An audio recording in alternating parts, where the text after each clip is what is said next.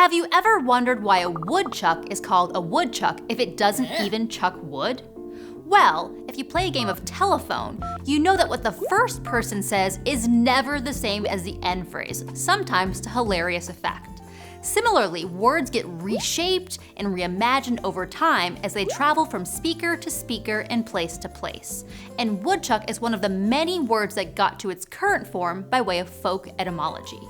Let's dive into what happens when people take an unfamiliar word and transform it into something that feels a bit more familiar, even if it means bending the truth a little, or a lot. I'm Dr. Erica Brozovsky, and this is Otherwords.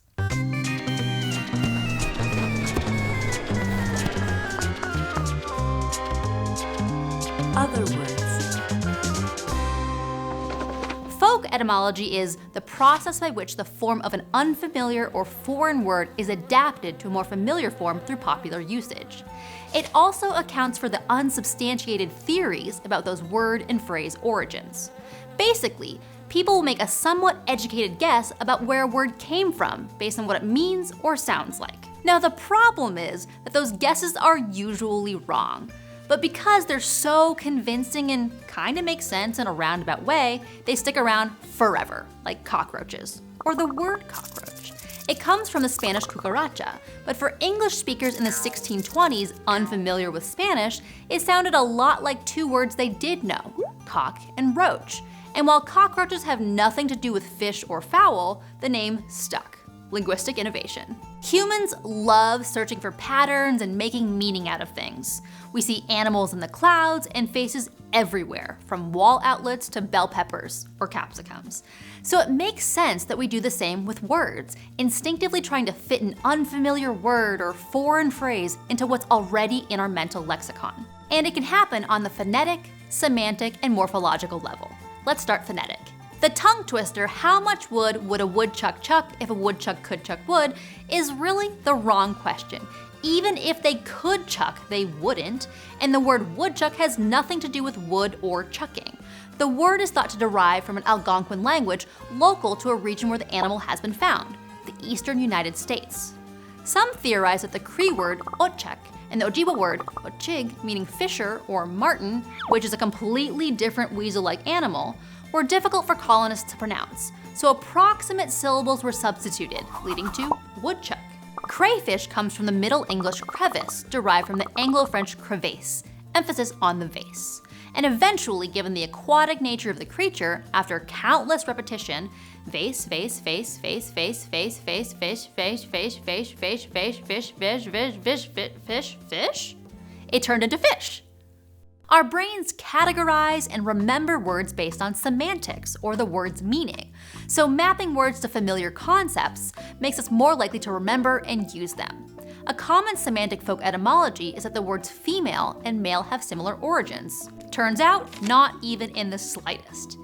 Female is from the Old French femelle via Latin femella, a diminutive of femina, meaning woman. In the 12th century, femelle was borrowed into English, and as time progressed, the spelling was altered based on the presumed connection with male.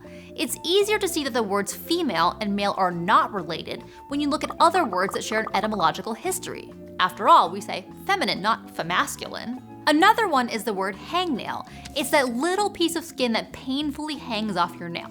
Self-explanatory, right? Actually, hangnail comes from the Old English angnagel, meaning corn on your foot. The first half, ang, means painful, and nagel means iron nail, because the corns kind of look like the head of a nail. Turns out it isn't so straightforward. Morphological folk etymology happens when the word structure is changed towards a familiar pattern. Chaise lounge is a folk etymologization of the French chaise longue, meaning long chair. Lounge has the same letters as long, fits the English spelling and pronunciation, and is what you do on the chair, so it made sense that the switch happened. And the word for diagonal from something, kitty-corner or catty-corner, was originally catter-corner, with catter as the anglicism of the French cat, meaning four. When catter became obsolete, well, an English word of similar sound came in to fill the gap, and it has no relation to cats, so don't put kitty in a corner. To be clear, folk etymology doesn't just happen in English.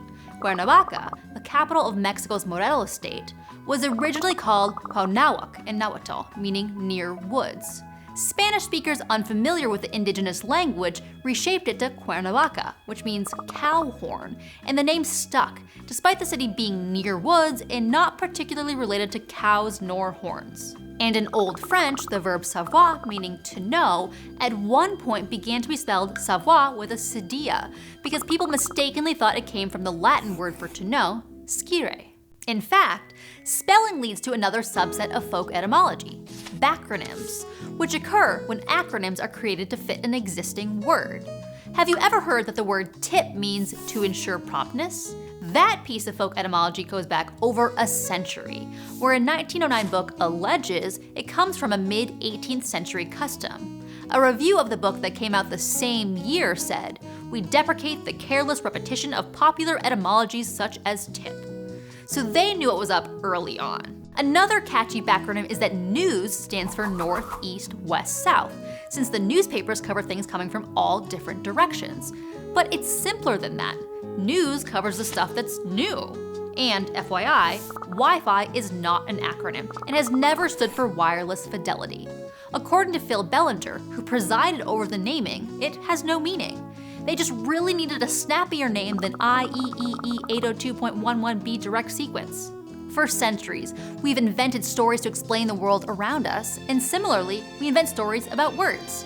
It's a way of making sense of the unfamiliar, even if that means inadvertently bending the truth. Before widespread literacy, language was passed down by word of mouth. So, like the game of telephone, mishearings and misunderstandings were inevitable.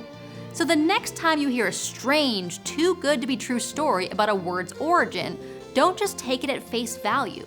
Dig a little deeper, and you just might uncover a fascinating tale of folk etymology at work.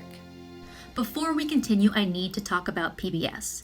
Congress recently eliminated funding to the Corporation for Public Broadcasting, which funds public television and radio stations across the United States. Many of these stations are PBS members, and while PBS itself is not entirely dependent on federal funds, these cuts will significantly impact the public media system.